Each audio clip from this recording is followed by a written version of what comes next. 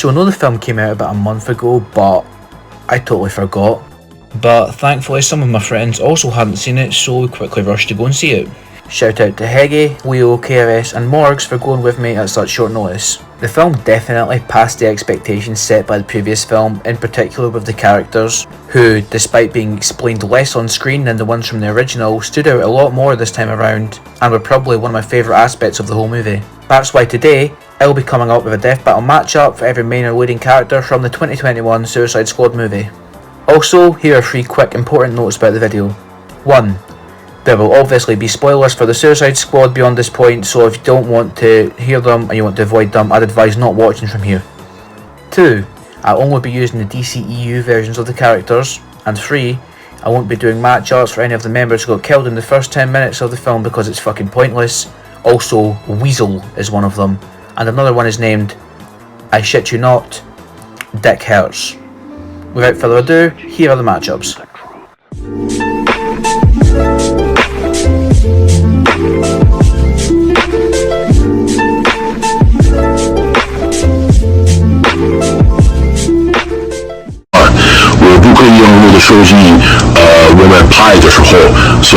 Both very, very, very deranged and psychopathic female killers who view the world and their horrendous actions as if they were something playful and childish.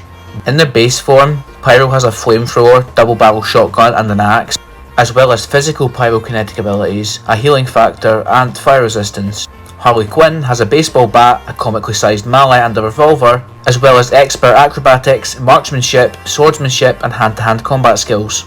Harley has speed over Pyro as she outran a vertically collapsing large building, and Pyro can only keep up with athletic humans like the Heavy and the Soldier.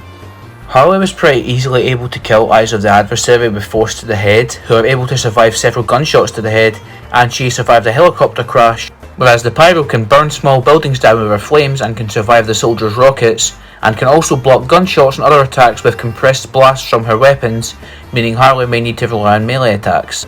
The Pyro is small building level with extra equipment like Man Melter and the 3rd degree, so she wins with those, otherwise Harley pretty much takes it. Both powerful young proficients with the ability to communicate with and use animals to their advantage and fight for them, who are both unassuming at first due to their timid and passive natures and appearance, but will definitely risk their lives for their teammates. Ratcatcher is pretty much a normal human who's pretty unremarkable without the rat communicator, which has been seen to summon tens of thousands of rats from across the entire city. Koji should be faster than an average human due to undergoing the same training as his classmates, so Ratcatcher would really need to keep her distance. Unlike Ratcatcher, Koji hasn't fully mastered his ability yet, so he isn't able to control as many animals at once as he should be able to. But he can control a range of animals like squirrels, rabbits and birds, whereas Ratcatcher can only control, you guessed it, rats. This fight is really just a case of, can Ratcatcher fight off birds and small animals that the rats can't, before the rats get Koji and kill him, which, yes, you probably can. Holy cannoli, kids, I'm Mario! Both gigantic Cyclops hive minds from space who forcibly take control of others. Evil suffocates outside of their own galaxy, so they would need to stay there to fight Starro physically, but they could control things to fight no matter the location. I actually think this idea is pretty cool because you could have Starro gradually making its way to Evil's universe to have a proper face-off while fighting alongside a bunch of things it controls, which are taking out a bunch of what Evil controls. No clue who wins, but the connections are cool and the fight potential is pretty good.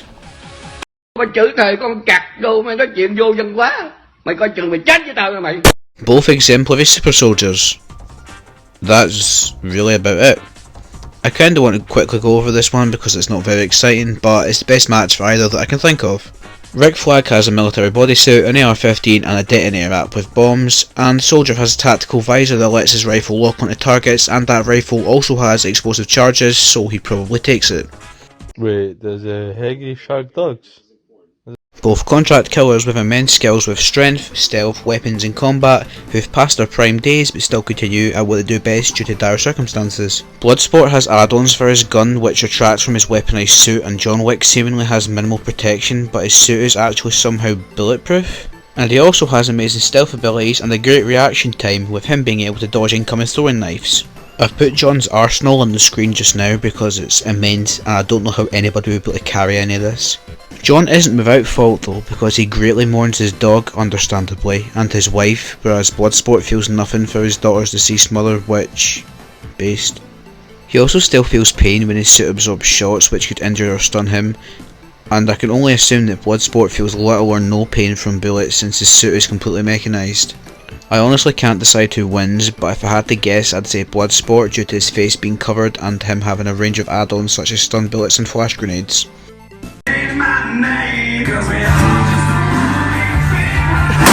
Both spot-themed villains from viral franchises that are often looked upon as jokes. Polka Dot Man can reach dozens of meters with his polka dots, but Spot can travel between multiverses using his spots, so he definitely takes range. Strength-wise, they're both roughly small building level, however Spot typically uses his spots to cut things like a saw blade, but Polka Dot Man uses his to usually burn or disintegrate things. Polka Dot Man also doesn't have any notable speed feats, whereas Spot can sometimes outpace Spider-Man, so that probably gives him the edge he needs to win.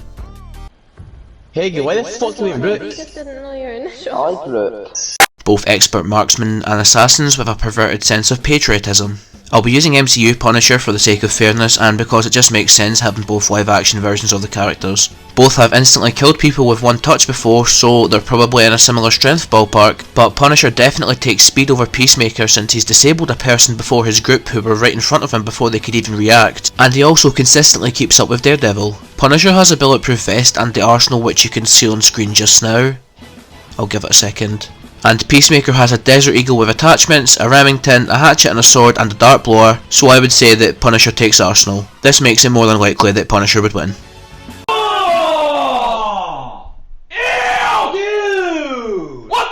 Both powerful and vicious land sharks who learn to develop strong bonds with their female human companions, those being Ratcatcher 2 and Cynthia respectively. Garchomp is roughly large mountain level due to scaling to other strong Pokemon like Salamence and Tyranitar, and Nanaue should be stronger than multi-city block since he was able to walk off being thrown through several buildings by Starro, who could pretty effortlessly destroy several similar buildings. Garchomp takes attack diversity since neither have an arsenal, but Nanaue has been shown to not even flinch when shot with several rounds of bullets at once, and should be able to block or resist most attacks. Nanaue tore a man in half horizontally with relative ease, so assuming he's able to catch up with Garchomp, he should be pretty easily able to defeat him. Both fascist directors of government-led secret projects which aim to control otherworldly massive beings for global domination, and both of whom's demises are as a result of the base they dedicate themselves to. Both also have noticeably deformed facial appearances. Red Skull is a lot physically stronger since he held his own against an inexperienced Captain America, and Thinker basically shit himself when even approached casually and threatened calmly by Bloodsport. Both are geniuses though, and I'm sure either could create amazing weapons to fight one another given prep time. So with prep time I'm indecisive, but as a random encounter, Red Skull totally wins. Get back here! Both morally grey leaders of secret organisations and government figures, and Marvel and DC counterparts to one another. Nick Fury is an experienced combatant with military experience, and Amanda Waller got decked by some office lady with her own golf club. Enough said. And that does it for this video. If you enjoyed, make sure to leave a like and subscribe for more videos like this, and check out some of my other videos. I have videos similar to this for most of Smash Bros cast, Overwatch, Dead by Daylight and Cartoon Network characters, and plenty more on the way. Also, like I said in the beginning, thanks to Leo, Hege, KRS and morgzz for seeing the film with me. It would be pretty shit seeing it on my own. If you have any alternative matchups for these characters, please let me know in the comments, and also let me know any ideas for future videos and I'll consider them. And that's about it.